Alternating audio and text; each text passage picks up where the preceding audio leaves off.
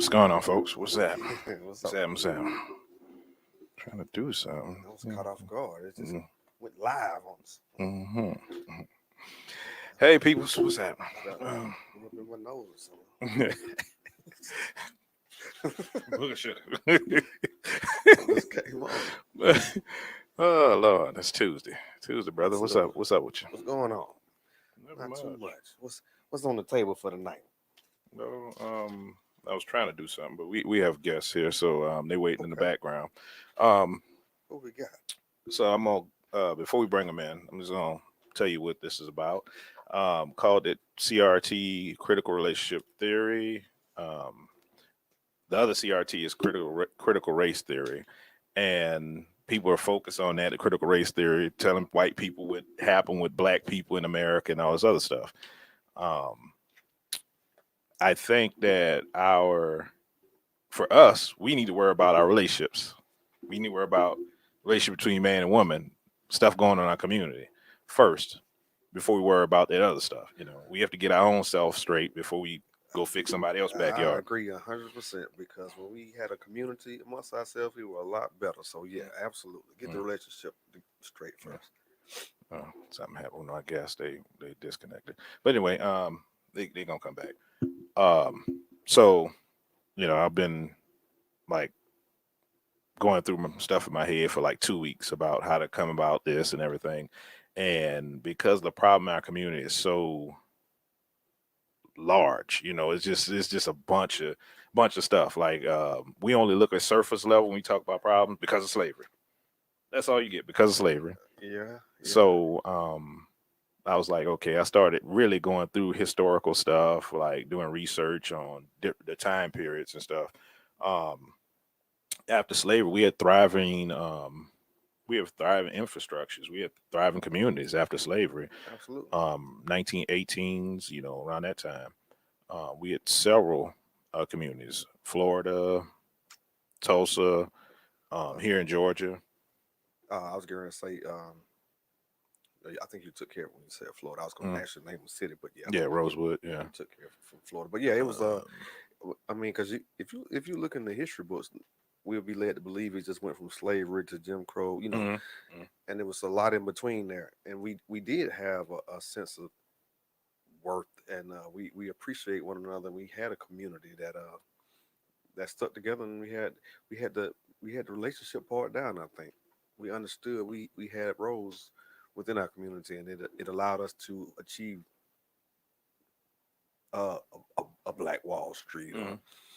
what have you. But somewhere along the line, man, all that went by the wayside. So I think that's what you gonna hit on, right? That's Yeah, yeah. Where that's where we because after that, I mean, we know what happened then. We know, Tulsa got bombed. They Mhm. bombed Tulsa, went in there and they destroyed it, burned it down. Same thing with Rosewood. They burned it down. And Georgia, here in Georgia, I don't know Everything if they got burned it burned. down. Everything They, got they got burned. burned. Okay, they burned down, but I know they put it underwater too. They just, I mean, Lake Lanier was where it was Somebody at. was telling me Yeah, that. Lake Lanier. Really? So yeah, it's underwater now. So usually that's really what happened back then. It was they still had people around that understood that those slavery is what was supposed to happen. Hmm. Who they think they are, leaving from slavery. Y'all Right. better get back where y'all belong at. Right. And Right. It was a way of life. It mm, was it was part of the economy mm, in certain parts of the United States. So yeah, absolutely. they having technical difficulties. 1 second, y'all.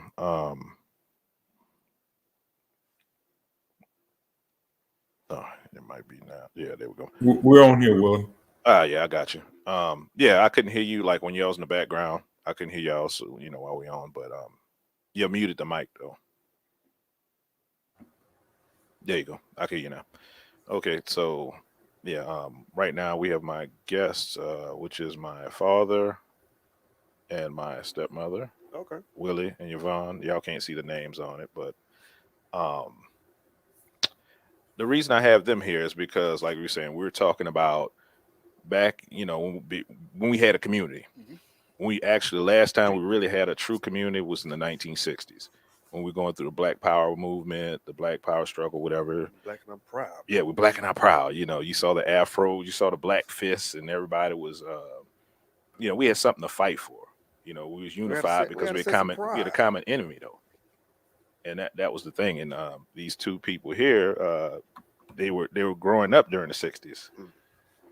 They is that correct, folks? We got some first hand. Well, my wife was going to say she was still a baby when that happened, but I was there. Oh, okay. So, go ahead. No. I was carrying a question why she would say she was still a baby, but okay. I mean, we'll take it. So, during the '60s, let's start off 62. Where because I have some notes. My notes was during '62 they had a committee on equal employment opportunity. That was the first time it was looking at, you know, black people, you know, being employed and quote unquote, you know, being fair. Workforce. Yeah, being fair in hiring people. You know. Okay. You know, yes, that was a prime example of that. EEOC. Okay, EEOC. That's what it was. Yes, I started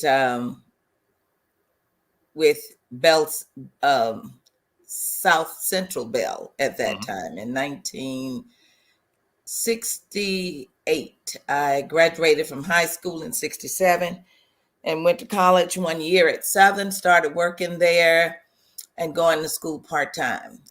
And it was because of the EEOC that they had to have a female and a black female at that time. And well, no, at first I became an operator and I only had about 6 years service and I wanted to go for the gusto. I wanted to make the money. And so I applied and I had the assistant manager over HR at that time to call me because I had to pass the test, of course.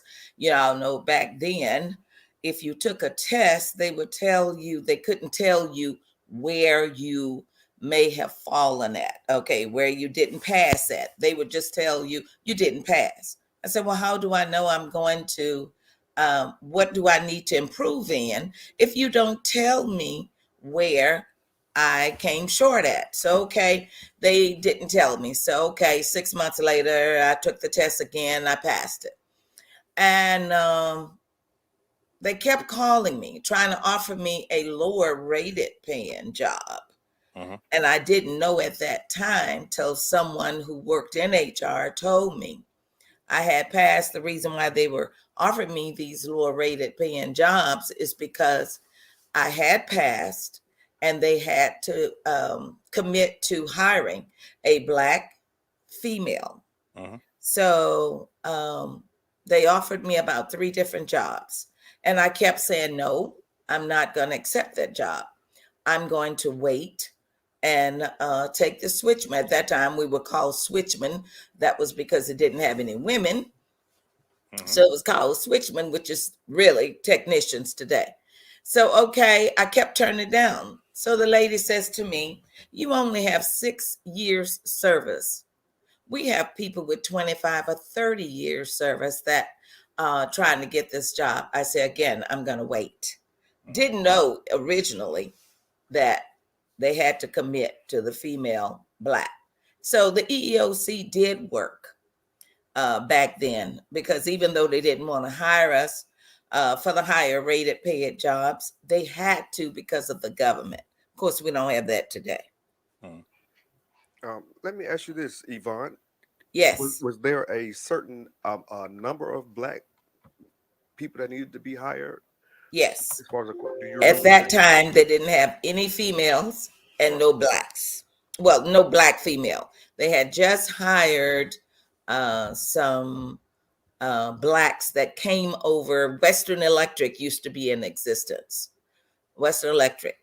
And what they did was they accepted the black guys that were being laid off and shut out of Western Electric at that time.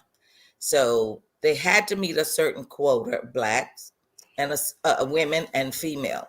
At that time, there were no women in that position. So they didn't like the idea they had to follow the governmental rules, but they had to. And I was the actual first Black female in there. Okay. And what city was this? I was in Baton Rouge. Rouge. Okay. Mm-hmm. Yeah, So Baton Rouge. was it so the whole thing about the Black and you being female, did that cover like their basis so they could hire less? Okay. Okay. They had to. I don't know what was required for so many men to a woman, but at that time I was the first female and the first Black female. About 4 or 5 months after that, they did hire another female, but she was a white young lady. And then they didn't bring in another Black one in there for about maybe 18 months to a year.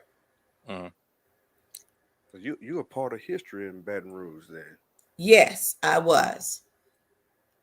Because I was determined to show them that we could, and most of all, we will. Right. So, yes, I was.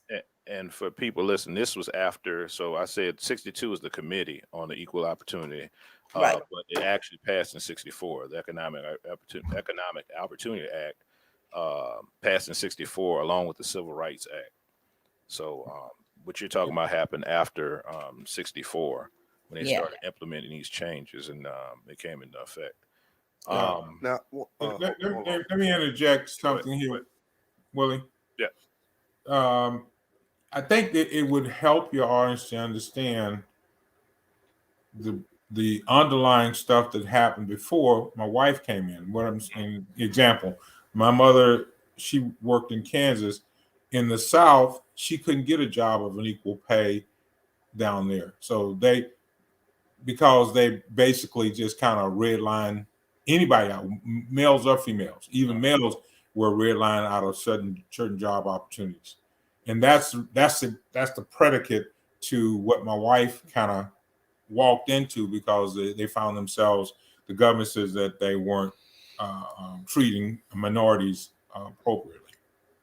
So were there just certain companies? Did they have to have a certain size payroll before they implemented this particular standard, or was it across the board for anybody who was employing?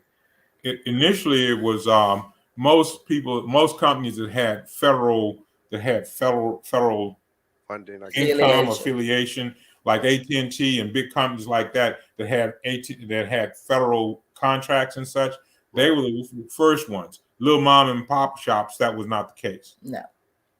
So like I said, I've been researching this for 2 weeks. So I'm going to tell y'all what happened that a lot of people might not know about, to why this happened, and the whole thing about women getting the workforce in the Black community. There was a major effort to abolish poverty in the Black community, because they were paying out money to Black single women, mothers, or whatever, in the Black community. Around this time, 65, we had the Vietnam War, which took out, and I have clips. I'm not clips. I have a little. Let me pull it up anyway. I'll just pull it up. But it took out men out the household. It was approximately 300,000 African American men taken out the household. So they lowered the education standards of the draft, and 40% of the 246,000 draftees were 100,000 Black, and it made a total of 300,000 African Americans that served in Vietnam, in the Vietnam War. Wow. So let me interject something with respect to that. When you said they lowered the standards, what they actually did before that, like certain parts of the service, like the Navy and the Air Force, they made it so it was very difficult for you to get on there. You could almost be an idiot to get on as an Army or Marine. So it wasn't, they lowered the standard. The standard, from the standpoint of getting in certain aspects of the service, were elevated when it came to minority, because they want to zero us out. But when it came to like the first line people, Army and the Marines, you could have tested on a mental IQ of an idiot and still So it got was it. the grunts, basically. Basically, the ones that are going to be on the front line and get shot. Yeah, the First. bodies in between, Right. on the front line that was going to catch them bullets. So that's what they were trying to do. Actually, they were trying to. They saw they had a problem. You know, we taking men out the community, and we have these women that needed to be taken care of. You know, we had the Black Panthers back then that were that had food pantry, so to speak. They were giving out free food. Their food banks, had food Yeah. banks at the same time. So the government was trying to do something to supplement because they were giving out money. Definitely don't want to give out money to black people. You're right. They didn't want to just give y'all anything. So that's what they came with that, you know, Equal Employment Act. And also at the same time, then we have drugs running rampant in the community around the time, you know, Vietnam with the heroin and everything. So there was a war on drugs that Nixon, and this is I think 4 years after that though. I was gearing to ask, did that start during Yeah. Vietnam? It started, yeah. Nixon made a. Got that too. So Nixon, Hoover. I'm sorry, it started Hoover. Then it followed up with Nixon. Hoover. So Hoover was dealing with the Black Power movement, and he was saying that black extremism is with the Black Panther Party was one of the most damaging things in America, you know, for America. Mm-hmm. You know that, and I guess the hippies basically, The Muslims too. the Muslims. Right. Because at that time in the 60s, people like Malcolm X and different people like that, they start to take center stage, and they found that they were more organized than even the Black Panthers. Oh yeah. So, and they called them a communist party. That's how they got the rest of America to get behind them, because nobody loved like communists. So they deemed them part of a communist party. Right. So, like I said, we always look surface level, but this was part of the issue, like that took black men out the household. We always say, well, black men left. You know, that's what happened back in the 60s. Black men left the household. So now, you know, it left women to fend for themselves, and that's why we have today in this community. But nobody digs deeper to see that we had a whole bunch of things going on at the same time. Let me suggest another option. And I think when you were younger, I used to tell you and your sisters and brothers, y'all should take psychology and sociology when you go to college. And the point of that is this: there was a move afoot to actually disenfranchise the black family, because two things were happening. One, if we get the black man out of the household, then you got less likelihood, because at that time we were going at a 15% pace. So if we can get black men out of the household, that'll slow the growth. Along with that, if we can get them where they're disenfranchised with each other, then it will lower the birth rate as well. So there was, and again, you talk about Hoover. Hoover was he was a character, Racist, racist. Yes. And so the thing of it is, there was stuff afoot as far as different programs to create a disconnect between the male and the female, the husband and wife, or what have you. And the thinking is, if they could do that, they can slow the growth. And we're fast forward to today, we're seeing evidence that they're concerned about that again, because that's the whole push with all the stuff that they're doing as it relates. They don't people of minority and color. They're growing too fast, and so they need to stop that. So they're doing everything they can to disenfranchise those individuals. That was the front end of this. And I don't know if you remember, I think it's 72 or 73, they had a brother that came down. He actually came from Kansas, but he got up on top of the Howard and Johnson in New Orleans, and he started shooting people.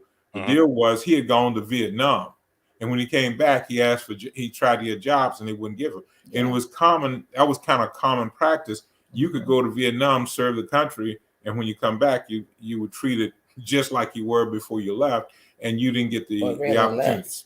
So, and then what the deal was, it was almost like a justification. Well, we're hiring, and the numbers would say we're hiring so many blacks, but they don't bother to tell you they're hiring so many black females. So even though the numbers show that they were hiring more blacks, the numbers were not amenable to black and females and black males. It was more because they got a double dip by hiring black females because they were female and they were black. But as far as black men, we were still kind of kept out of the circle of growth, and that created a kind of disconnect between husbands and wife, feminine the partners, if you will. That sometimes women would take the disposition that I'm doing fine. How come you're not? And so you can, if you look at the dynamics, you'll see that there were a lot of things that, and the government did a lot of this stuff undercover to people of color to try to disenfranchise them and try to undermine the growth in the black community. Okay. So what you did, like you skipped forward, but I'm glad you like they brought up, because I was going to bring that up myself. That you told us, that was what I was going to say. You told us about looking at the sociology and how people think about stuff.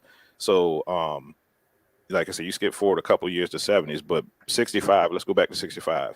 There's a report, the Monahan report by Patrick Monahan. So what he told people was that during this conference, he told them that in the black community, we have something that is very different from what you see in the white community. Usually what happens when you take and give jobs to the men, usually the poverty level goes down in that community. Well, what happened, they saw happening was that it was an inverse. They call it the Monahan Scissor effect. It was an inverse. What happened when they put jobs to the men, it didn't build a community. Women just, they were giving women the welfare, and when they gave them the welfare, they got rid of the men. So they saw that happen, and then they started to try to get women in the workforce, and that's what ended up happening with you talking about, as far as trying to get women in the workforce to try to unstabilize the black family. And they saw that they made them put the men out the house during welfare. During that. Yeah, that's true. They sure did. But they never did it to white community. They did that only in the black community. Right. And that's what destabilized, and that's where you get a lot of when people start talking about, well, black men left the household, black men left the women with the children and everything. They were actually being kicked out through that practice, and also through the fact that women were being employed at some point more than men. They wouldn't accept the men to work there. They didn't want to deal with the men, and especially coming back from Vietnam, they didn't know. They were trained killers. They didn't want to deal with that element in their jobs. Right. So, and even though they hired us, the men, as you said, Willie, were not allowed to be with the women who was getting any type of assistance. And really, when you look at it, because the woman was at work and the man wasn't in the household, you still had a somewhat, the black family was not really being taken care of like they should have, because the woman was at work or whatever. A lot of the kids was either at home by themselves, older sibling helping, or something of that nature. But back then, I must say this, for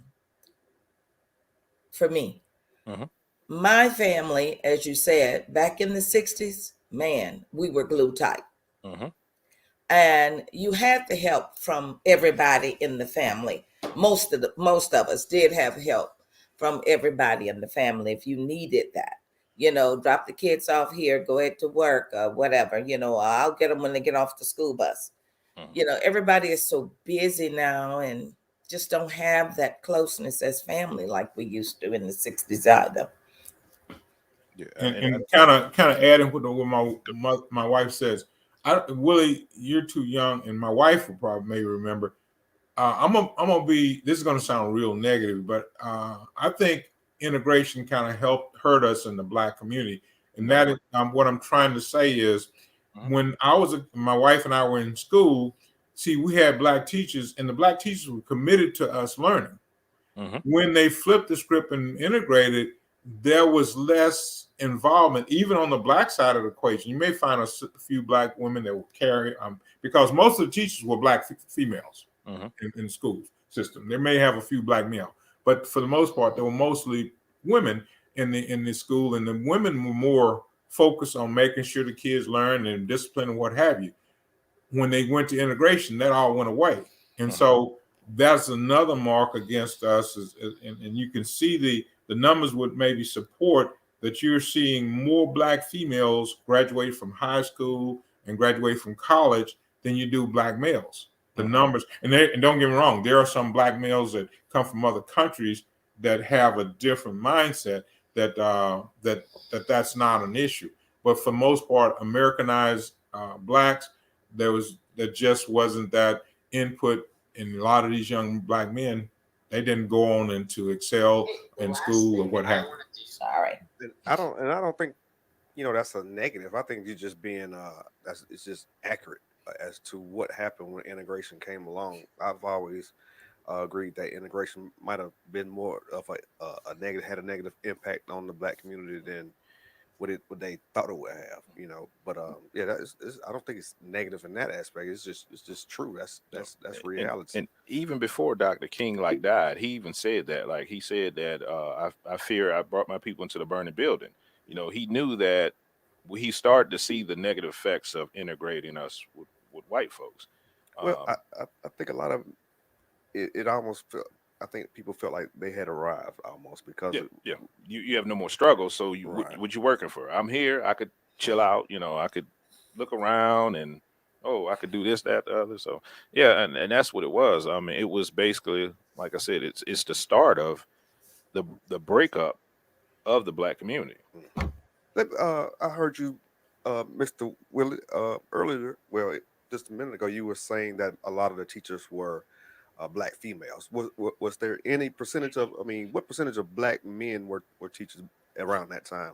Okay, and when I was, my wife can speak for herself. When I was there, we had most of the time you had coaches that were there as teachers, and sometimes the coaches would teach maybe a math class or something but for the most part, the basketball coach, the football coach, and maybe even a track coach. Everything else, pretty much all the rest of our teachers were black females. Well, females. Mm-hmm. I would disagree with that. I would say it would be a 60-40, 60 in the female, 40% in the men in my class, in my school. Right. They didn't have as many, but they did have some. So I would say 60% would be the females and maybe 40. But like he said, they wanted the men strictly for the, sports activities. Right. And that's I can kind of understand that, but I guess my main thing is if you look at it now, you see very few black men in the teaching realm at all. Right. And they still follow the same roles. How you were talking about, a lot of them will coach a certain sport, and then I think if they coach, they have to teach a class of some sort so they can be a part of the staff. And you see that, but for the most part, you don't see a lot of black men teaching. And I think that could change a lot if we saw more black men in the classrooms. Because there's plenty of black men out there that's educated who can they may not be educated to be teachers. I know that's a different profession, but there's plenty of black men out there with a lot of knowledge who can teach a subject well. I know for a fact. So I think that's one of the biggest things that we have right now is we just don't see that in the education system. Yeah, during my time, the male teachers, they did a lot of the science. Right. For projects and stuff like, chemical teaching us all the different stuff in science. So they were basically science teachers. Science teachers. No, we had English teachers too. They used to have shop back then also. So. Yeah, shop. There you go. That's right. That's right. No, we had male because somebody had to walk that hall to keep them boys in line. Y'all know what it's like. Right. But that's my whole point. I think that's why we had better outcomes that even though it might have been a harder struggle, we had better outcomes because we did have those men in place that you just really don't see a lot of today. Yeah. Or not as many, nowhere near 40% of the workforce in the school system. I don't think so. I could be wrong, but no, you're right. Just a prime example, about 3-4 years ago, our church had adopted this middle school. not maybe within 2 miles from our church. And so one of the deacons in the church had retired, so he offered to go and assist at the school sometime. The just his presence being there with those boys made a big difference. Oh yeah. The principal was so pleased with how he had come in and was making the boys be more respectful, even in the male bathroom, okay, stuff like that, because he gave a testimony of it. And he was saying, she actually went to the school board and created a job for him. He was just going to volunteer 2 and 3. That's just to show you, even now, we need the men in the schools more than ever. Absolutely. He was just volunteering between 2 to 3 times a week.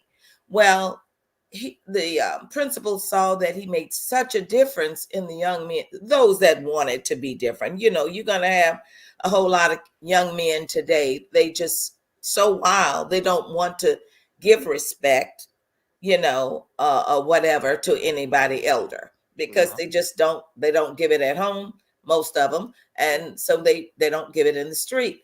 But anyway, he would go up. He said he went up and down those halls before they came in every morning, and he prayed, and he just talked to a lot of the young men. She literally went to the school board and created a job so he could get paid.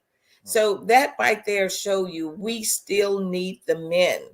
When these kids are coming up and they're young, because some of them just don't have any type guidance to make them want to do better. Right. And the influences that they do have are through media, Right, there you go. radio, television, whatever the case Yes. may be. And we know how we are portrayed in those Yes, media. exactly. So let's go back to the. You had something to say there before? Yeah, I was going to kind of piggyback on what my wife said. They did hire once you got up a certain grade level. See, in elementary, it was mostly female teachers. Okay, when you got up in the higher grades, they wanted someone, because just the mere presence of having a man there created an environment where the older boys, because those boys, when they get to a certain age, they don't necessarily listen to those women. Right. And so, but if a guy says something, it had a little bit more impact. So, again, if you look at the school overall, I don't think it's 40-60. I would think maybe 20-30 at the most percentage of from go from elementary school to high school, you're going to see maybe 30% or less of them going to be males. And for another reason, we as Black males, we're trying to get our families to a different level. And teachers, they paid teachers little or no money. That's what. And so if you as a man, you wanted to make it so your family would be better off, you took a job, because I'm guilty of that as well. I thought of becoming a science teacher, but then I started thinking about it. I need to make money so that my kids can afford to go to better schools. And and that's the thing. They don't pay living wages enough for men too, because you're supposed to be the breadwinners majority of the time. Men are the Exactly. breadwinners. So it doesn't afford them a chance to even do that unless they're doing something with sports and like giving of their time. Right. Basketball, football, or whatever. And you see that not just in the Black community, just period. You don't see a lot of males in school, period, as far as teaching. So because I think of what you said, because of the wages, you really can't put your family where you want them to be. Exactly. Making what you're making until you put in some 20 years, but it takes 20 years to get to that point. And I think, like you were saying, or my dad was saying about, integrating and all that stuff. If we had our own community, we can actually give these men what they need. Okay, yeah, we need men in the schools because we need their inputs. We need the discipline in the school system. We need to make sure that we have young men coming out that are worth anything. They get certain, they get this hands-on, because a lot of people, 80% of our people don't have, have one parent households, which is led by the women. Yes. So, it gives them that male reinforcement where they can have that structure. And I always said, I don't know if I do it because my mind has changed a lot. But I've always said, once I get my family out the way and everything, I was gonna go back and teach. I wanted to teach history. I was gonna go back, and it's probably a good idea. I probably should follow through on that. But that was kind of, Yeah, you was in your feelings in the moment. Yeah, let me help some young brothers I out. had Look white at knight, them. whatever. Simping in it. They really need that though. But They do. it's a great idea. I know we have our shortcomings in the black community, but we also have a lot of excellent gentlemen with a level of high education who can do a great job in the classroom as Yes. far as teaching. So if they ever decide to come back to the schools after they got their family established, you'll see a big difference too, I think. Well, kind of adding to that, what if, when I'm just saying, what if, if you just volunteer, if you volunteer today, Willie would volunteer, I would volunteer. If enough black men would volunteer to certain schools, you can carry your load financially working your regular job. At the same time, you can help at the school, and you may not get paid for the school. You maybe take a day, maybe a day a month, and there's enough black men in the Atlanta area, and enough intelligent black men in the Atlanta area that if each one of them would volunteer a day, even if you're working, and those that are retired or those that are better off financially would volunteer just one day, say 1 day a month, it could create it would change a whole lot of dynamics as the school is concerned. But I can say this: it's not going to be easy because a lot of opposition. yes. First of all, you have parents that don't want you to tell your kids, especially the young boys. They go home and they say this, they say that. And a lot of them is what our deacon said in the beginning. They wanted to, stand up in his face, like they wanted, if he told them to do something, he said no. And he was a very calm type person, and it's going to take a lot of patience because these kids are not accustomed to males standing up and making them do what's right. I mean, good ideas, guys. They need the help. They really do. But so many of them don't want it because they so accustomed to doing what they want when they want it. And to jump in there real quick, a lot of them don't understand what it means to be a man. So yes, that's true. Why they act the way they do. They, as far as like you said, want to stand up in the deacon's face, thinking that makes them show them that they have power, that they're a big man. But that's not at all what being a man is about. So that's great that he's there to set the example and show them that's not how you handle this. So in this whole vein of what we're talking about, towards the tail end of this is going to be probably a 3-part series. I'm going to talk about son husbands. So that's what actually happened in the 60s also, the son husbands, meaning that, you had single mothers and the boys became the husbands of the house. They became the father figures of the house, and they didn't have any knowledge of how to do anything. They only witnessed their mother do stuff. So that's where you have. She set the example. Yeah, she set the examples, but that's when you had gangs come in also. Okay. We had gangs in the late 60s. Can't remember right now what the names of, but you remember on Good Times. You remember JJ joined the gang and everything. You remember? But yeah, we had that going on. So it created it just created this whole void of discipline, leadership, and just males period. And that's the thing. When you have a void, something's gonna fill it. It's gonna fill a void. Yeah, you're gonna have something happen. Right. That's a good idea, Willie, what you just said. Even though my son didn't have to take on the responsibility of a father in our household when his dad and I did divorce. I was a single mother for 12 years, but he had said this to me when, oh Lord, he must have been in his 30s at the time. He says, well, Mama, you didn't teach me nothing about the streets. Okay, well, how can I teach you something about the streets and I don't know nothing about the streets? I was just a hardworking mother that gave him everything. And I don't understand what you're saying. I can't teach you about something that I don't know about. I don't know nothing about the streets. So all I tried to teach you was, work, stay out of jail, do the things that you supposed to do as a man, you know, that a woman would want in a man. But yeah, he did tell me that. I said, now how can I teach him something that I don't know?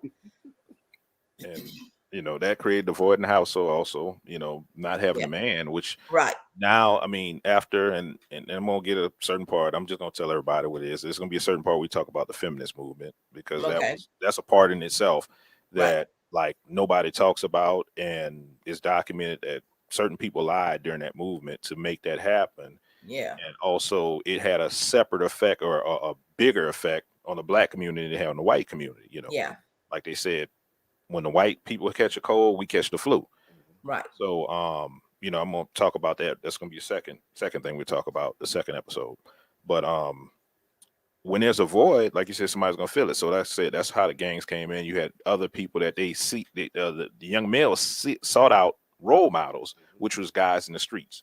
You know, the pimps, the pushers. You know, the Right. gang members. Well, whoever showed a power, like a power structure, you know, whoever showed Yeah. dominance, that's who they're gonna, you Yeah. know, look up to. So, and that's unfortunately that's who they saw a lot of times.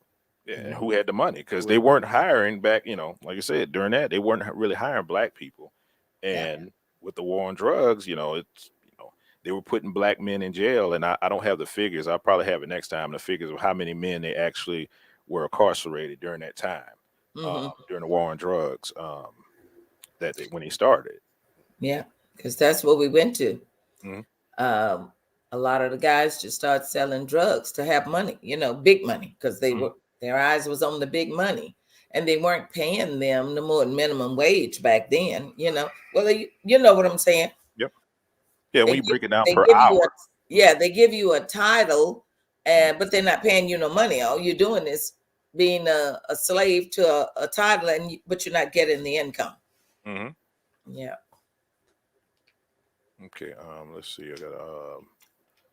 Let's see. We got a comment. Hillary Clinton. I admire Margaret Sanger enormously. Her courage, her tenacity, her vision. I am really in awe of her. There are a lot of lessons we can learn from her life. That's the one. That's Miss Eugenics, right? Hmm? Margaret Sanger. That's Yeah. the one who believed in eugenics. Yeah. I don't know about eugenics. I could be wrong. I think so. I don't know nothing about eugenics. Okay. So, yeah, We'll talk about that. yeah, Show, I'll figure it out though. another show. But yeah, like I said, but that's part of the problem that we don't ever talk about. We don't never dive deep. Whenever we talk about the black community, we talk about the ailments of the black community. We stick on the surface level, and well, they go into the 80s and, you know, the 90s. And that's what you're talking about, the Eugene. Okay, cool. Yeah, so, you know, we talk about the easiest answer. The answer is that is that everybody can agree on, because, you know, we all grew up under a certain regime, or if you want to speak that, you know, it was a matriarchy in our community because of displaced men. So it was always, you know, the men left and the woman got to fend for myself. So we fend for ourselves. They pass on to the daughters. You got to be stronger. The guys, you know, they switched the roles. Yeah, they switched roles. That was during the time that the roles got switched. And we see we have now. I mean, we have a whole community that is upside down. Out of order. Out of order. And I'd like to add, with respect to what you're saying, there's a twofold part of this that comes to play. Yes, the women's movement maybe undermined their family, but what I will say is, we as black men, we also helped undermine the family. What I mean by that is this: you know, some of us have this mentality that I'm the man, you can't tell me nothing, basically. And so you present with you present a wall in a relationship that over time destroys the relationship, or can destroy the relationship if the woman's not really, really strong. And what I will say is, my wife has certain attributes and qualities that I don't have. She sees things in a perspective that I know that she's better at doing those things, and so I acquiesce to to do those things. There are some things that we get involved in that she wants to do, and I have a different mindset on it.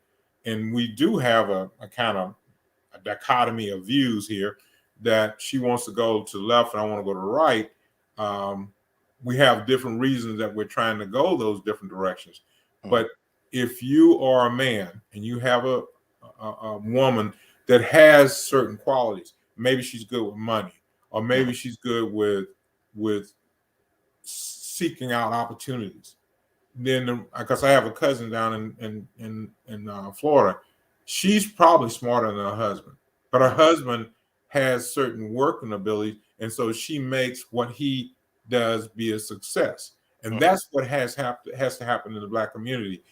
You know, if you and I in a relationship, I'm saying if I was a male and you were a female or whatever, and we're in a relationship and you were putting me down, then I'm more likely to want to sit back and let you fail. Versus if we're in a relationship and you present to me a position of we're in this together and we're both ones, we need to succeed as a family, then you're more likely to say to me, hey, I think you're going the wrong direction, and explain to me why. And if I'm smart, I'll take your commentary and build on it. What I've seen in the Black community, especially us as Black men, we sometimes won't accept our female counterparts' positive input. And when that happens, we end up paying for it, both individually. We pay for it from the standpoint of our relationship with our spouses, but we also pay for it financially and socially, because we don't grow to the level we could grow to. Yeah, I agree with that, but the overarching part of the movement, how do I say this? So the overarching part of that movement that I'm talking about is the fact that during the time when we had unity, right? Yes. We had just got out of when it took hold, King had died, you had Malcolm had died, they destroyed the Black Panther Party. So when that happened, we were still in the unity part, and then they went and got some people from the Black Power, the women, the females, to come on with their feminist movement. And what it looked like to, I think, a lot of men at that time was that they're leaving the community. They chose to be women rather than chose to be Black, and put their needs above the needs of the community. That's what I think kind of happened. Do you? Y'all could talk. Yeah, I wasn't there. Y'all was, Well, I think we're saying the same thing. Okay, all right. Really. What I'm saying is that movement, women start to look at it and say, if I sit back and let him do what he wants to do and don't push against him to go in a different direction, it's going to be detrimental. And so these women took a different stance as far as that. And that's where I was saying, we as husbands or wives or spouses or spousal relationship, to try to find common ground. But what happened during the women's right movement, because women were always pushed, and Black women not as much as white women, but Black women as well, during that time, they were pushed on the back burner. And so when the women's movement came around, this gave these women an opportunity to say, hey, I can do better. I don't have to sit here and be submissive or what have you. I can go out and be who I want to be.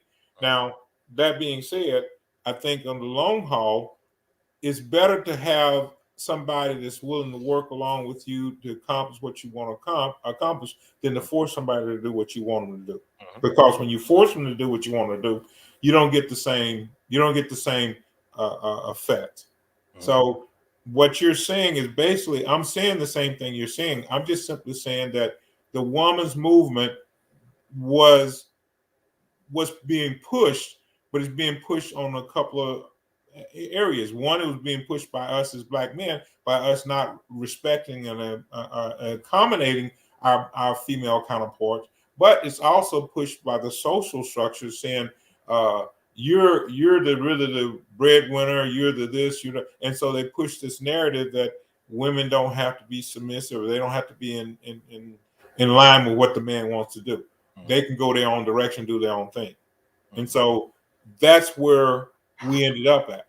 But long haul, if you find a couple that can be on the same page and stay on the same page, they're going to have differences, but down the road, if you look at a couple that's been divorced a couple of times, they're much worse off than somebody who's never been divorced. And maybe the person that's never been divorced, they may not have made as much money, but they're in a better position because they're not constantly trying to start over. If you find somebody every time they get a divorce that they get divorced, they're having to start all over again, financially, emotionally, and everything else, and it undermines their ability to be successful.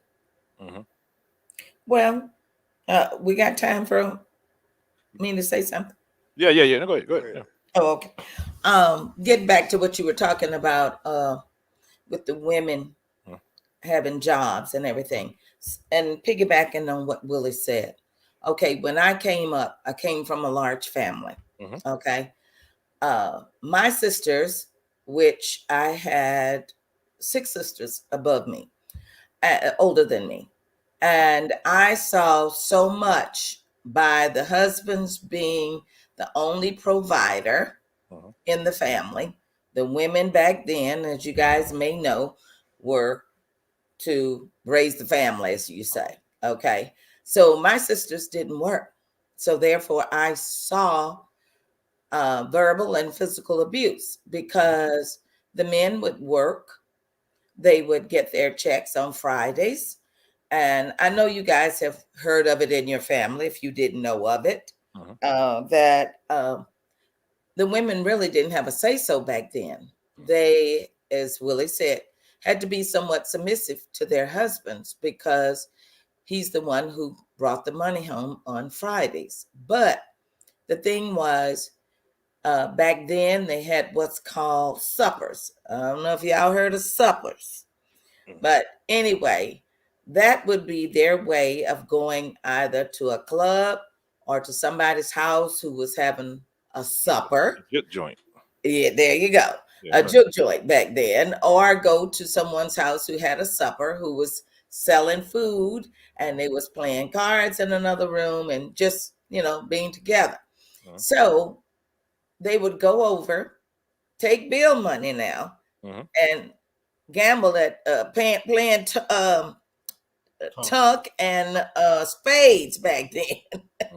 They were playing those things, and the money for the bills would end up coming up short. So when they would spend so much money and they come home and it wasn't enough money for the bills to be paid, well, that was the disagreement. So that's when I made a decision. I will be self-supportive. And I know a lot of people look at that as being the wrong thing, but well, it just depends on who you are. I looked at my older family members and I said, I will not go through that. I will be a independent woman. And I know sometimes people think that's a bad thing, but I didn't want to go through that. And I didn't want my children to go through that. So I also made it a point to do whatever I had to do to be a sufficient woman. And now getting back to Willie, that may have not been something good to some people, but like he said also, if you could find the two that wanted to go to the next level, but you had so many people back then, they couldn't look for a better future. They were just stuck in that environment that they were in. And it may have been bad for some people, but I looked at the woman's movement back then as a good thing too, because my kids didn't have to do or go through with what some of my family members went through. Okay. Let me give. So I wasn't talking about the working part of it. That's not the whole thing of the feminist movement. Not the working part. Okay. That was actually, and this is what people don't understand, was that women working was covered in 1964 Civil Rights Act. it was the civil rights and the labor law in the United States that outlaws discrimination based on race, color, religion, sex, national origin, and later sexual orientation and gender identity. So, well, that was later on. No, that wasn't then. Oh. No, that's added to it now. Yeah, that's now. that wasn't then. The last part is now. Right. But during that time, it was part of the sex, religion, and sex was added at that point, 64. With the feminist movement, what I'm speaking on was actually it's the first first wave. There's different waves. The first wave was the right of choice to do what you want to do. Okay. So that was the right of choice. The second wave was actually the one that happened during the 60s, which was basically you know how they had male chauvinists back then? You know, that was the big term, right? The second wave was kind of female chauvinism. We're better than men almost. And that's where, when it went to third wave, is like, okay, men, what do we need men for? You know, what do we need men for? They kind of discounted men, you know, having a say so, raising the kids and everything like that. Till we have now, like we have fifth or sixth wave, and now we last week we did a video where the woman was talking about they need to abort black boys. You know, they need what? To abort black boys. Why? There was a video. Well, we are. Oh, okay. Don't go into that. No. I mean, well, I could brush over, but you know, basically, it was saying how we commit crimes against women, and you know, like that's something that is just black men is, you know, just bad. So, you know, they're talking about, you know, women need to abort black boys because they are the ones that, you know, prey on women. Well, let me just interject there. And what I would say to women, because there's a balance in anything. I mean, and I'll use your shirt. Well, if you put your shirt on backwards, I mean, you still have the buttons in the front, but if you put it on inside out, so to speak, it doesn't feel as comfortable, right? So the point I'm making is there's a balance when it comes to, if you start fooling with the biologicals, like changing, getting rid of boys, what have you, you'll end up with what they have in Japan, where what they did over in Japan, I think China, right? They end up changing the biology, saying, okay, if you're pregnant with a girl, we're going to abort the girl. And so what they run into now, they run into a situation where they don't have enough female to carry on the China legacy. And those women, the few that they do have, are premium, and they can pretty much ask anything they want. And so, also they got ship women in. That's what they started doing. Is trying to ship. But it's still, even with doing that, the women that are indigenous to China can pretty much ask what they want because they're native born Chinese. So, but again, the point to be made that I was trying to make before, you know, I don't care what white people do. I mean, and I'm pretty sure our audience may be mixed. I really don't care what white people do. What I do care about is what we do. We see, I can't fix the white community's view of me. I can only fix the view of me as it relates to my family and my community. How they see, because they see us like every time if police stop you, he wants to pull his gun out because they're saying they're threatened. Or if someone of white origin runs up on a black, well, he's an animal and he feels in danger. So I can't change their perspective. I have to start at home, changing my perspective at home so that I can always go home. I may not be able to go out there with the white community, but if I can have peace in my own home, I'm going to be a lot better. And with the analogy of the shirt's going to fit a lot better if I put it on right side right rather than backwards outside. No, yeah, I agree that, you know, with the whole thing with that movement, that, you know, it would have been better. We could have been, you know, on one accord and more balanced. Well, let me just say this, because Yvonne talked about, you know, she said she was going to be an independent woman. Your dad talked about, you know, finding somebody who can, I guess, pretty much the yin to your yang. Yeah, You know, somebody who pretty can much, fit into. yeah. But the issue, you know, and I'm not telling you, you know, that's a bad thing to be independent or anything like that. It's just whatever decision you make comes along with consequences. Mhm. That's true. And in that time, I mean, imagine what it was for if it wasn't if it you know the men who did have jobs who were trying to provide for their family, and then they had their wife didn't want to accept them as the leader in that house, or didn't want to go along. I heard what you said, Yvonne, about, you know, they going out and blowing the money on and gambling and things like that. That happens, but I don't think that was the majority of it, or even half of it. But when you have those two things, that conflict, like you said, that was the whole feminist movement at the Yeah. time. So it was a lot of, like, I'm not gonna say misinformation, but it was a lot of conflicting information at the time, and to try to make that work in that environment was probably very difficult. Very It was. And it also goes, like Dad said, it goes against biology. Think difficult. about it. That's what. And that's what we have now. You know, if you look at, you talk about a silo, right? You know, you have to have that foundation. You have to have, you know, for the whole thing to stand. Mhm. You have to have a structure, you know, a certain structure in place. And our structure has been, you know, out of whack. It's been Yeah. it's been, like I said, the matriarch. Yeah. And Yeah. that makes it. And I'm a believer in nature. I watch how nature works in every aspect, not just human beings. I watch how lions operate, how deer Yeah. operate. We all operate in the same fashion for the Mm. most part. And that's usually the male is the head, and then the female helps him get to wherever he's whatever goal he's trying to achieve. Take care of the Right. family. It's not one person going this way, the other one going that way. Exactly. They working Yeah. together to achieve that whole family, to keep For the survival. procreation going on. Correct. That's the thing, working together. Yeah. It takes two. That's for sure. And that's the message that's not being portrayed. Right. You know, Yeah.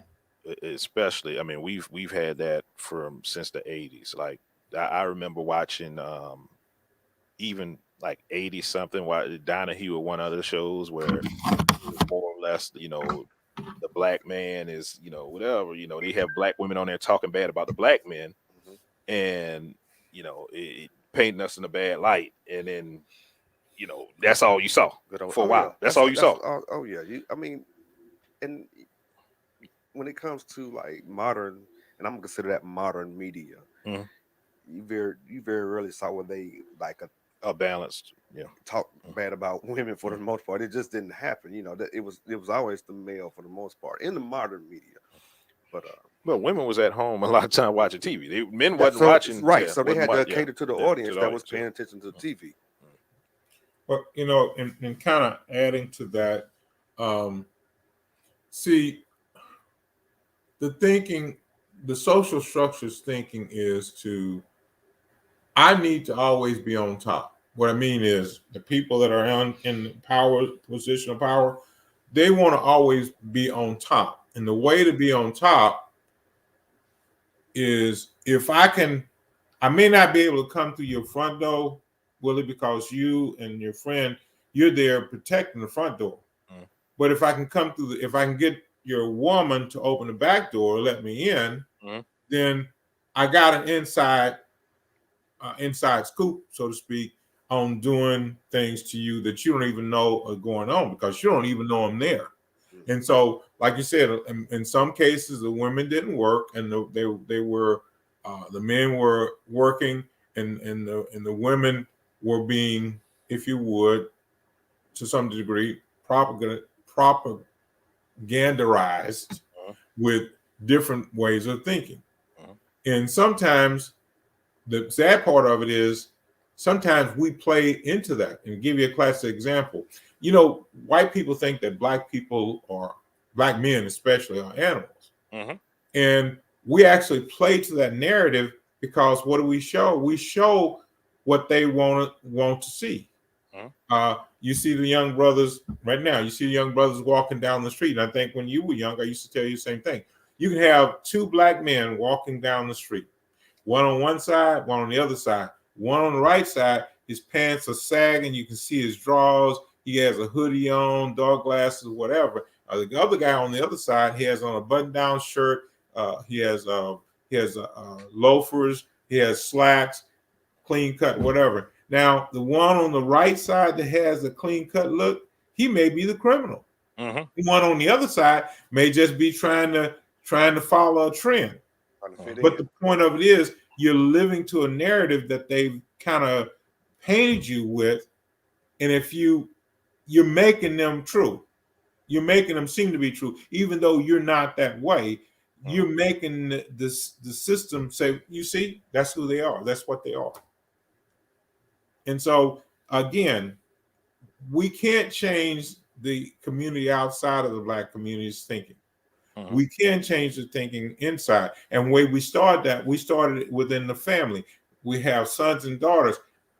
As a husband, you don't beat up on your wife Mhm. because it sends a bad message to your children that that's okay some kind of way. Along with that, your wife may, like you said, Donahue has somebody on there talking about Black men. If your wife knows you're not that kind of guy, says, well, that's not my husband, and she'll turn the channel because that doesn't tie into her reality.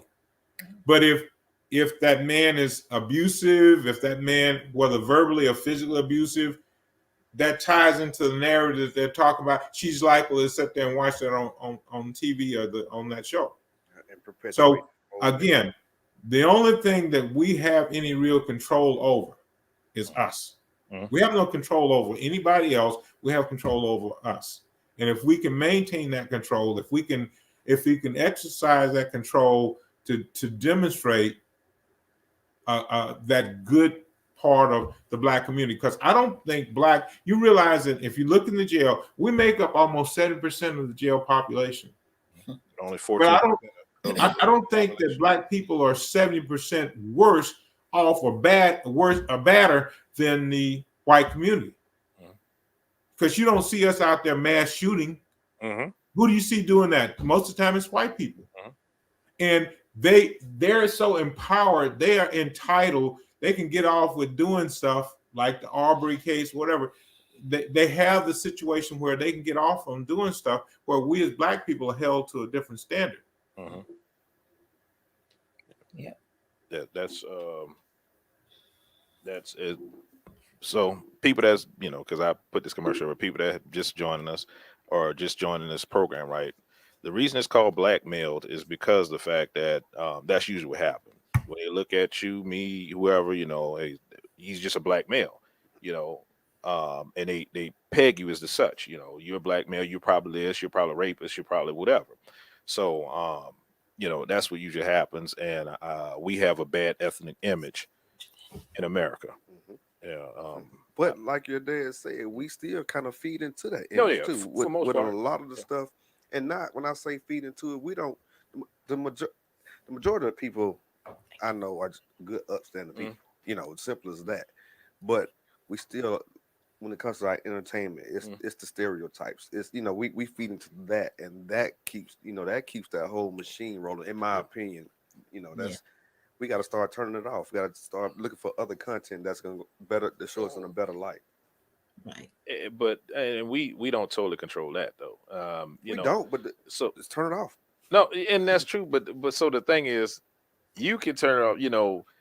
You could turn it off. I could turn it off. But the thing is, having that, you have to have that message across the board. It has to be a unified front to do that. The problem with that is that people get paid a lot to do that. Oh yeah, they get paid a lot money to shuck and jive and get on TV and do that. Look all the reality TV shows, right? Look at Reality TV shows. That shows. It's crazy that majority of people that watch that is women, and it shows women such bad light. It does. Oof. So that's the whole thing. Yes, you can control your image. I control my image, but you're fighting a machine. Oh yeah, You're fighting a machine. and it's not easy, but it's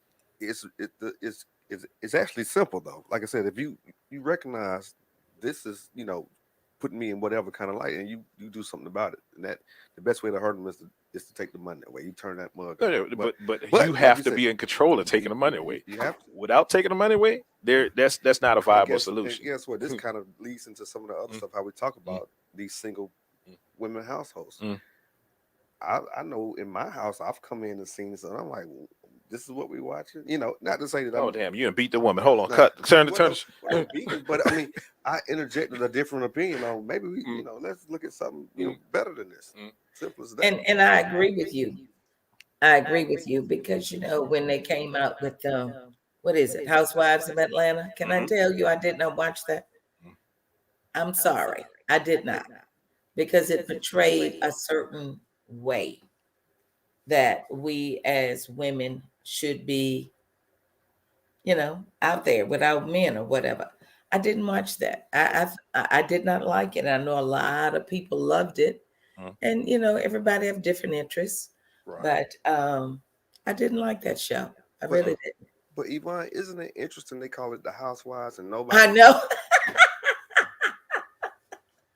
I just didn't. My husband to tell you. Hey, Ashley. Black Girl Interrupted. Everybody, you can check Black Girl Interrupted on all social media platforms, on Spotify and everybody, every other place, Apple, I don't Title. Yeah. Yeah, she's all over the place. Go check Okay. her content out. I think she's on tonight. Right after this. Actually, she's on now. I think she's on now. But YouTube, like she's everywhere. Check her out.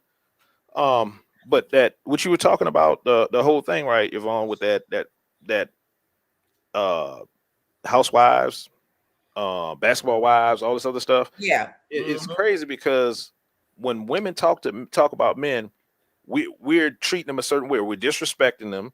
We're objectifying them, and then you watch these shows, and that's all you see on these shows. Right.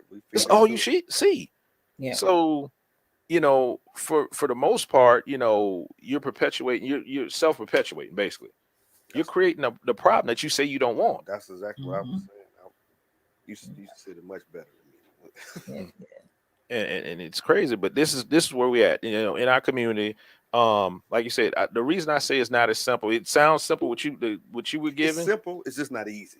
You see what I'm saying? No, it's simple on a micro because it's basic. Yeah. It's very basic. The concept. solution. Okay. Yeah, but it's Okay. not easy though. Yeah. It's like you said, with the money behind it, with the, you know, the fact that they already have a grasp on the psychology of so many people. It's awfully hard. It's gonna be awfully Because hard. what it says is like, you know, a private moment, you know, you've heard this before. A private moment hurts you. The public moment hurts everybody. It hurts everybody, and that's what we got. You know, that's why I have an issue. Like even like I brought up the movement, feminist movement. I hate all movements because what happens is that you can't control. It starts out good. You can't control how it goes over time. You can't control who gets behind it. Okay. So put up when your next episode is, Ashley. She says she postponed tonight's episode. Yeah, you can't control how it goes after that movement starts. And it doesn't matter how good how worthy the movement or how good the intentions are. It doesn't matter. What happens over time is that people start putting money in it. And when you put money in it, then it's like, okay, now we control how this movement goes. Decide which way it's gonna go. And that's what happened with the feminist movement. I'm not saying that it was bad that women had a voice. I'm not saying that. What I'm saying is the movement itself. It impacted the black community bad. And then what I was talking about, the line, I could say it right now just to kind of give you a sneak peek. But what happened was the Cosmopolitan got behind that movement, and he started selling women products, and they said, oh, these women, we could sell them stuff, you know, so we're gonna lie to them and tell them this is going on everywhere, and you know, it's forever being a victim is selling women stuff. For, you know, even with the whole pay gap thing right now, everybody's still on that, like there's a pay gap between men and women in America when it's illegal, and it happens. I'm not saying it never happens, but I'm saying it's not a common practice. And the way they keep women keep the minds of women is, okay, we're here for you, and you're a victim, and they'll lie to you on one end, and they're selling you stuff on the other end. They're trying to keep you at the head of the household, like they did back in the 60s, so they can just sell you stuff. Stay in the purse. So they can stay in your wallet. So yeah, that's my take on that movement and stuff. That's why I was talking about, not the fact that women shouldn't work. You know, don't think people, ladies, whoever. I'm not saying y'all shouldn't work. Y'all deserve to work and get exactly what y'all get. and y'all can be equal in society. I'm not saying that. I'm not a Neanderthal dragging my knuckles. What you trying to say? But you have to, The though. fact that you even have to put that You out have there. to. That's No. where we are today. Yeah, you have to. Well, because- with What's it? us working, it Mhm. just makes a better household. No, And I agree. actually, it's not putting all the work on the man, because that's very, very stressful for the man to work alone, and he got a household. I mean, you look at it both ways. The family is not really being taken care of like they should when the woman work. That's true. You look at the young kids where the mother's at home, those kids are honor students, and because she's there to give them that time. And those kids really are graduating with honors, going to do this and other. And you got some of those kids coming out to be little geniuses and stuff, but a woman working does help to relieve the stress off the man, I think, because the two of you are trying to make it together, and he doesn't have to be so stressed out when you can't meet the obligations of the household. At least the woman working does help. And it helps. I agree, it helps, but when it's out of balance, like Dad said, it was about the balance thing. When it's out of balance, you got women working more than the men. Yeah. Or they head in the household, and there's no man at all. That's when it gets out of whack, and that's why it's out of whack in our community. Yeah, the that's whole true. lack of balance. And I think that's going to be the title of the one about the women. It's not going to be about feminists. It's going to be the lack of balance in our community, and how it caused this issue we have now. Mm-hmm. Tomorrow night, 8 p.m. Central Standard Time, I will be speaking on Casey Goodson Jr. Okay, yeah, the murder trial, Dwight Dante. Oh yeah, I remember that. Yeah, it's tomorrow. Okay, cool. All Yes. right, I'll be there. I don't know about that, Toledo. I don't know about that one, but I'll look it up. Yeah, I'll join you tomorrow. I'll be situations where basically all white jewelry almost. Mm-hmm. Yeah, I haven't heard about the last one. I have to look it up. Yeah. But it's and that's we were a big social experiment. So that's the whole thing. Other thing that I failed to mention, like we were a big social experiment. When back in the 60s, they undermined the women because they knew it was going to get. Like I said, the Monahan report. They knew what it was going to get. They scratched the report. They didn't put that out for the public, but they knew what they were going to get when they took the man out the household. When they put the man at the bottom, we're not going to employ him. We're going to employ the women. So, the women can have run of the house, and we can control this household. We can get what they knew would happen.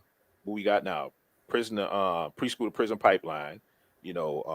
We see a lot of young men going to jail, from single parent homes. Yeah. So we control that house. We'll have, employment in the form of slavery or whatever, legal slavery. We could put them in the jails and get work out of them. So, that is this community, the pandemic of this community.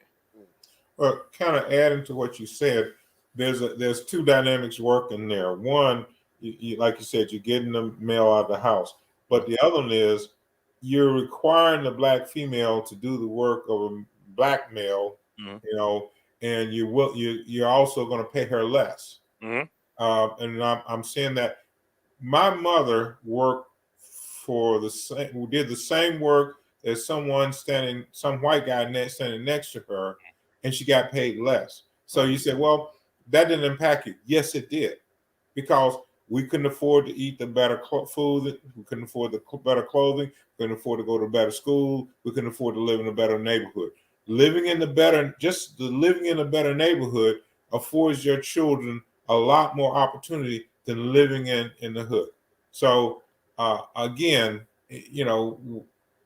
there's great stuff that goes on if both parties can work, if the husband and wife both work, and if they both can be in one accord and you're never going to be on total one accord, but enough to make sure the family goes in the same direction, you're going to find that the family will do fairly well. It's just the system is orchestrated to create division in the black male, black female relationship. The TV shows, the commercials, all this stuff is meant to cause division and to cause a breakup in the family structure. So again, we as black men, we can play to the narrative as well and say, well, I'm the man here. I'm a demand. You got to do what I say do, and what it does, it creates a negative atmosphere for the woman in the household when she's saying, I'm working just like you, I'm putting in as many hours you, and I'm taking, and sometimes they're taking abuse because you know for yourself, Willie. That's one reason that black men sometimes don't get jobs, because the white man doesn't want, he will hire a black woman to do the same job because he doesn't fear her getting upset with him. All she's gonna do is maybe cry or get up mad and go to the bathroom. But you know, a man my size or your size, if I get upset with a white brother, I'm subject to, and he treats me in a certain way, I may go upside his head. And so that's a narrative that they're not willing to play to. So what they do, they hire a black woman, and it creates a less caustic atmosphere for them.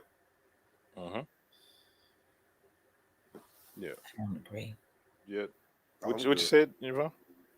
I don't agree. I always stood flat.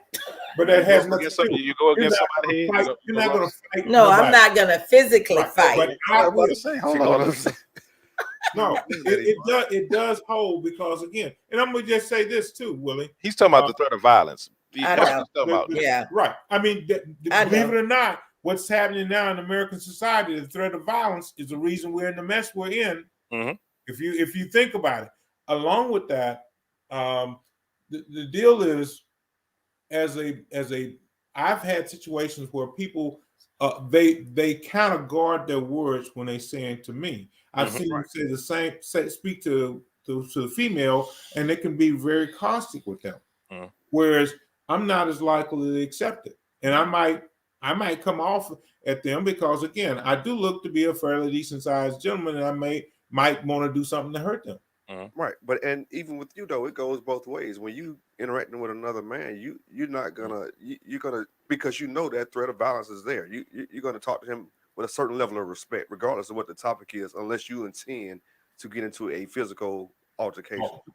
Right. And this that explains what we're talking about. Actually explains something that happens between man and woman, because like women think men are like disrespecting them when they talk to them a certain way, and they don't talk to another man a certain way. But the thing is, the man's going to talk to a woman different, and I'm going to talk to you different because there's a threat of violence. There's always a threat of violence if I don't talk to you in a certain manner, you know. So it's not about I'm respecting him more than I'm respecting you as being a woman. It's the fact that I know that, hey, we might get into it, whereas me and a woman, you know, we're not going to have the same. It's not going to be the same thing, the same outcome. It used to be that way anyway. Now women, square up on me, pushing you, right? Just I don't understand that part. But they gonna bow up. Wait, it froze. It froze they for a gonna bow up second. on Now women, They'll what? bow up on you now these days. yeah, women now are challenging men physically and it makes no sense, because that's a losing battle, and it works out bad for both parties. Both parts. Yeah, yeah. And I'm gonna tell you something else, and this is, I'm after I say this, I'll leave the conversation. Willie, do you have a mother? Yes, I do. What's your name again, brother? Eric. He's Eric. His name's Eric. I didn't hear you. Do Eric. you have a mother? Yes. Okay. Do you have a sister, Eric? I do. Willie, do you have a sister? I have two. Okay. So, do you believe that you have a built-in bias when it comes to women? Yeah, I do. As far as what? Yeah. I'm saying for me, I do. I know I'm prejudiced because for a couple of reasons. One, I'm gonna be honest with you. I'd rather look at my wife than look at you, Eric. Yeah, I do. Yeah, I agree. So that's a prejudice, right? It is. Okay. The second is I'm less likely to. If we're driving down the street, and I think I made this illustration before, Willie. If I'm driving down the road, Willie, and you broke down, you got a couple of kids, same size as, say, my wife. She broke down on the side of the road with a couple of kids, same size, whatever. Who do you think I'm going to stop for The woman. 9 out of 10 times? Yeah, the woman. Why? Both of us broke down, right? Yeah, but she's less threatening. But it's not even. Not only threatening, Yeah. there's a built-in bias in Yeah. us as men because I have a mother, I have a sister, and because Nicole, my daughter, said to me, there was a woman at my job that the guy was jumping on her. And I'm a nurse. I'm not supposed to interfere or interact with the male inmates. Mhm. But she was being dominated. She was being beat down. I run out there to her rescue because again, and Nicole asked me. She said, "Well, Dad, if you had to do it all over again, because it didn't kind of turned out not really great for me. It wasn't the fact that the She the one guy that sprayed you. She Yeah, accidentally. the girl sprayed me in the eye. she And maced so you. Nicole says to me, the guy never hit me. Well, Mhm. he touched me, but he never really hit me. Mhm. I got the better of him. So Nicole asked me, said, Dad, if you had to do it again, would you do it? And I sat there and I thought for a moment. I said, yeah, I would. And I said, let me explain why. I said, I have a sister, I have a mother, I had a mother, I have a wife, I have daughters. I would hope, I have granddaughters. I would hope if some man is beating one of my female partner, children or whatever, I would hope somebody intervene. It's a built-in bias. Mhm.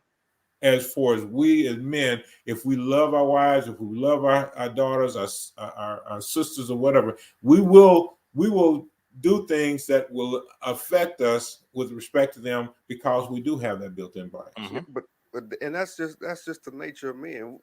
Well, In my personal Men belief, and not males, and that's yeah, we are. I'm not gonna say disposable, but we put ourselves in in harm's harm's way. way. Mhm. And it's just I would never ask. If I hear a bump tonight, hey babe, go check that out. Let me who's coming in the back door. Ooh, I'm not going. go look at it, please. Right. I'm going under the bed. You go see who coming in. That's that. I mean, and that's just natural. I don't know if my dad had to teach me that. He probably did by example, but that's just something that for the most part has been innate in me. Pretty much my Yes. entire life. Right. I don't even think it's your dad that taught you that, Eric. It's innate. It's innate. I think it's a Yeah. built-in thing because have you not seen, say, a father and a mother get into a fight? They're the same mother and the father, the same child, and the child will rush to the mother's defense. The male child would rush to the mother's defense. Right. So it's not a taught thing; it's a built-in thing. It's a built-in, yeah. Mm-hmm. So, but my point I'm trying to make is this bias when people hiring you, white people have, whether you like it or not, white men have a bias. And it's evident they have a bias. My wife is light complexion. She didn't get light complexion because her dad was, her dad's mother or father or whatever was not all completely from Africa. Mm-hmm. There are enough light complexion people here that these white men like these black women. So there's a built-in bias as it relates to that. There's a built-in bias from the standpoint of not wanting to get hurt by dealing with a black male versus a black female. Mm-hmm. So there's a lot of dynamics here. It's just a matter. What we have to do is a culture. We have to make. First of all, we have to start with the family. Mm-hmm. We have to start with our sons and daughters and try to inculcate in them certain mindsets and thinking. And I try to do it with you and your sisters and brothers to say, if your sister and brother's doing something positive, be there, support them. Mm-hmm. Always try to have their back. And so that translates, if you build a good, strong family unit, that translates outside of the family to the black community. You tend to have a better male bonding experience if you learn to bond inside the family. You're going to have a better male bonding outside the family. Mm-hmm. Or females, whatever. I agree. So I was waiting for something, but yeah. But even at that, the community had something to do with it too, because back in the day, 60s, like you used to do something outside. The community got you The too. community got you. When we got away from that, that's a lot of that went away also. A lot of the community. Well, that's what and Yvonne brought this up earlier. people Yeah. now don't want you to even speak to their Speak to their children, children, even if their children are dead wrong. They don't Mhm. want you saying anything Full as up though on they're the only ones who can, you know, some kind of correction in place for their kids, and it shouldn't be that way. And for Well, most part, Eric, I tell you what, when they they come, don't, because they huh? want to be their child. Let's say, and for most part, they don't. They want to be their children's friend. Best friend, They right? want to be their friend Right. now, so they want Right. to shield them from any kind of Bad feelings, yeah. you know, hurt But feelings. Eric, you know, I'm old school, Mhm. and baby, any of them know when you come to my house, if you don't correct them, I'm gonna tear their tail up. I'm still old school. And that's what we need. And That's that's, what we and that's need. how it is. Right. Yeah. And that's the We got away from it. understanding that the majority of the people in my circle, we all, you know, we're not going around abusing anybody's kids, but Right. Right. if I say something to their child, they know I'm saying this from a place of love and Mhm. you know, That's right. correction, That's and it's right. not to abuse this child. You know, it's Right. from losing their life possibly one day. So, Yeah. you know, Boy, but you know what? They don't know what abuse is, Eric. You know, when we came up, them doggone switches had blood on them around my legs, and my mama didn't care.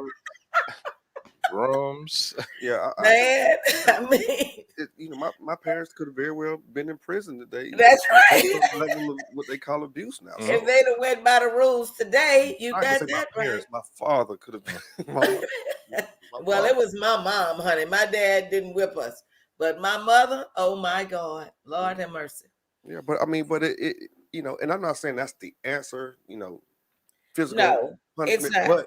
but it got my attention. Yeah, It showed me consequences. I know if I right, did this, then this will happen. Today, you right. don't see any consequences. You just go and do as you will, and nothing happens to you Yeah, until it's too late.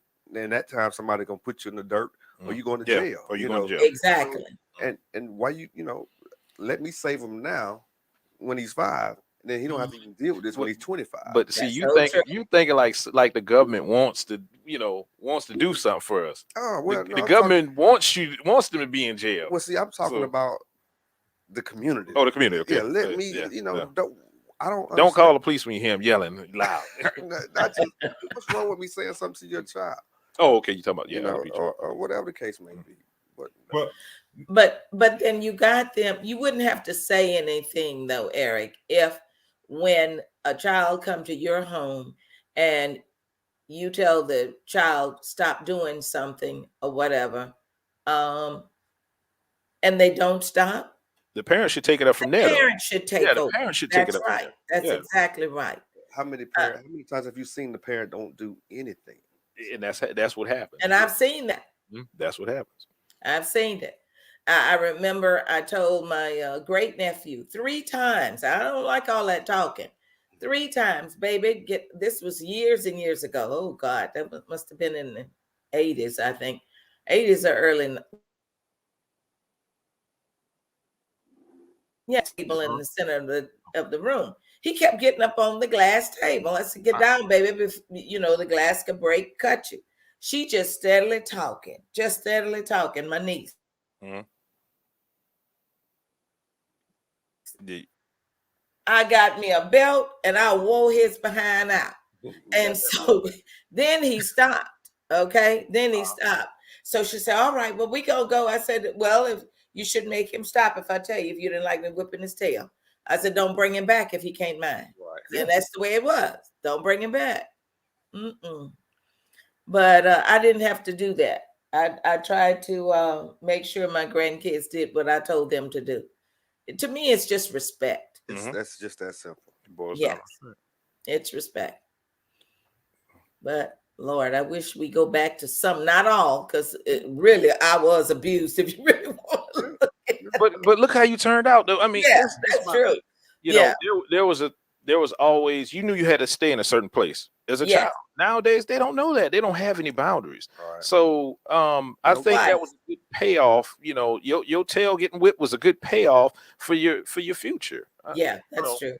Unfortunately, That's that's all we had to go to. It was either like it was something physical, but we probably could have instituted other things maybe that deter, just to show that there is a consequence for your actions. We couldn't think about it. Think about doing yeah, that. you yeah, So- that's what I'm saying. We didn't have the time. Be like, yeah, But not even that. Think about this. how dire it was. A young man, and I'm not even talking about females at this point. We're talking about black men, young black men. Mhm.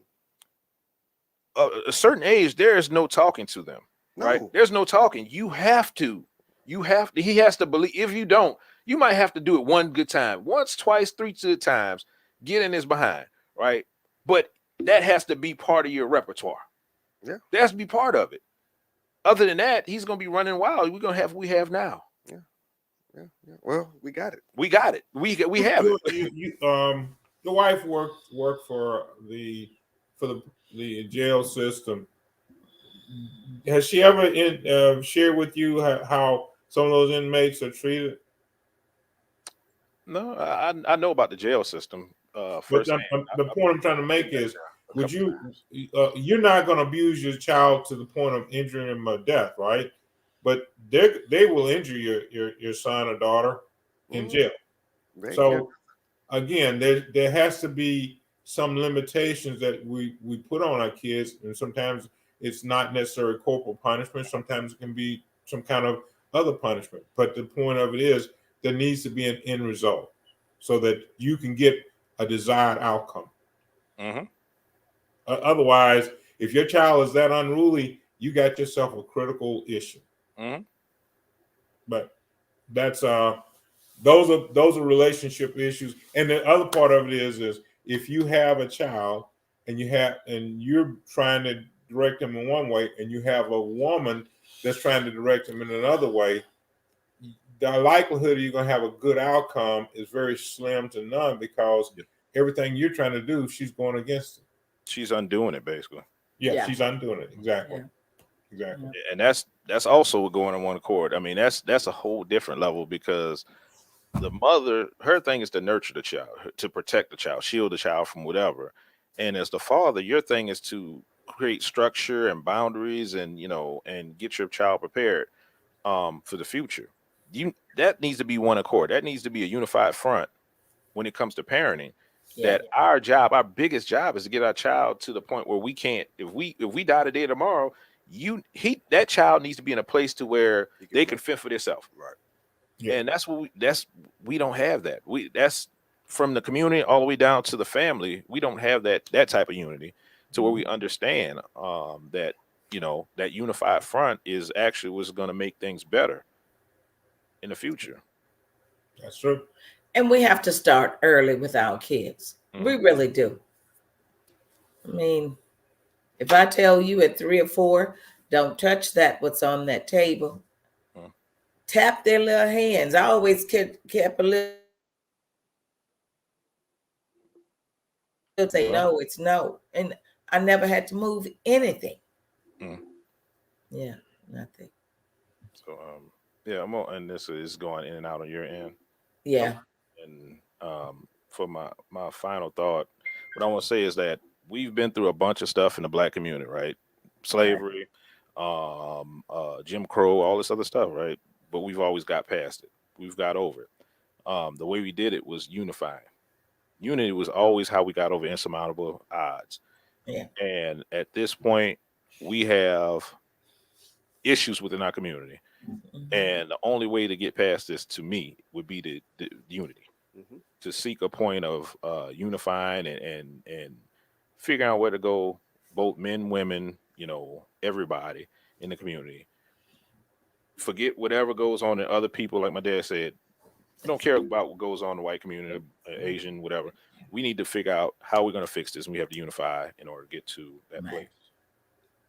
I agree with you 100%, and this is going to be a greater task than it's ever been, even through all that what you mentioned, Jim Crow, segregation, slavery, because now it's being promoted to it's okay men to be dysfunctional. It's okay to be not as one. So it's gonna be a tough job.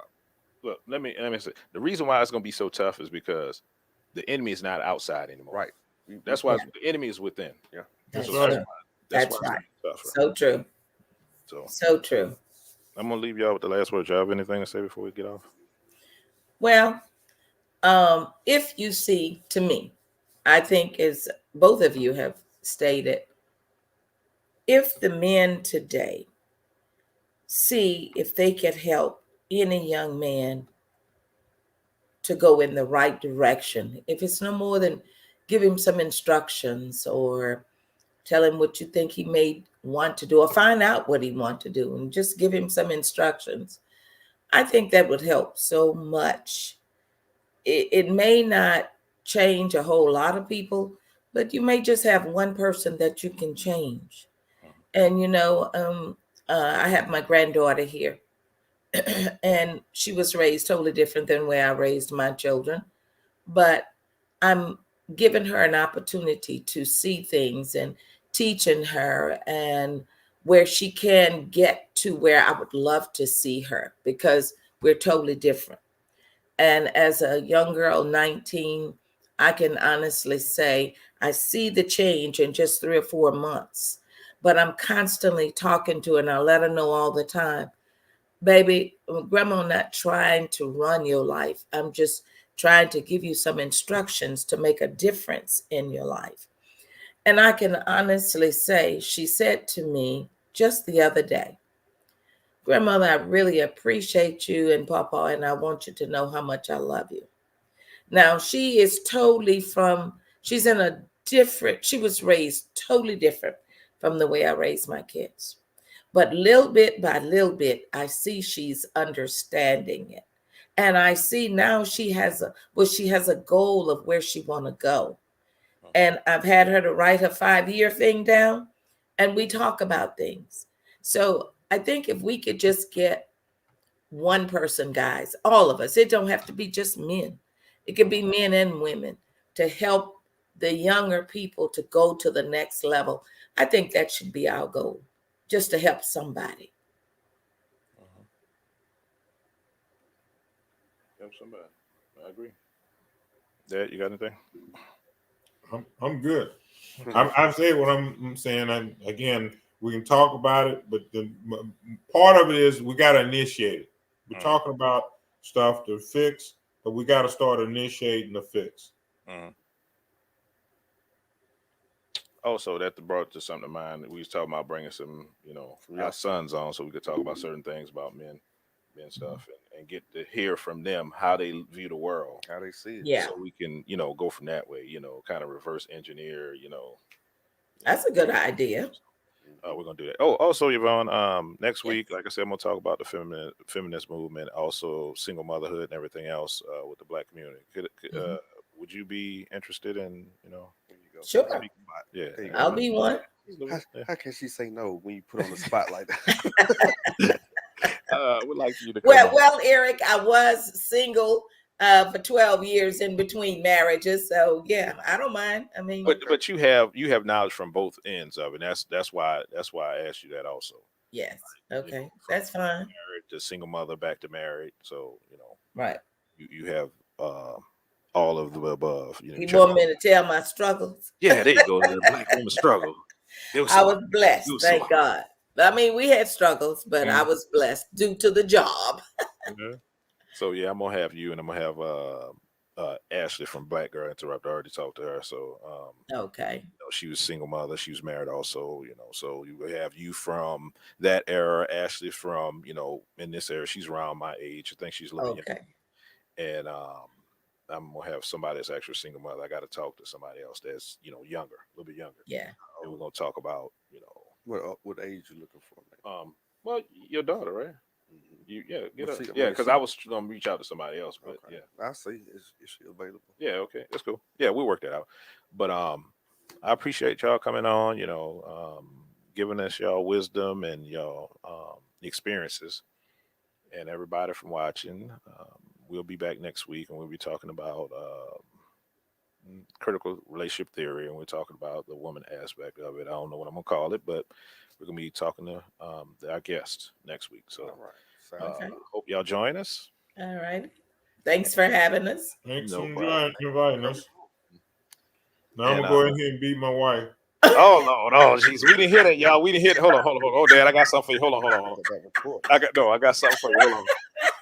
We can't. Damn it, where's that? Hold on. Where's that? I got something for you. I didn't know you was gonna say that. Hold on. Hey, Here you go. Eric, We can't have that. Here you go. Here you go. No, we can't do that. We can't talk about beating women. No, cancel. Hey, Cancel us. hey, Eric, He Yeah. knows how I feel about that. Well, we've been together we've known each other 33 years, married 31 and a half. He's Mhm. never lifted his hand, and that's the type of man I had asked for. And that's he's crazy as hell in the brain, but Ain't crazy enough to put his hands on he you. ain't crazy enough to put his hand on me, no. That's what But y'all you need. guys have a good night. It was All right, you nice too. chatting with All y'all. right, everybody. All right, Good night. bye-bye. Peace.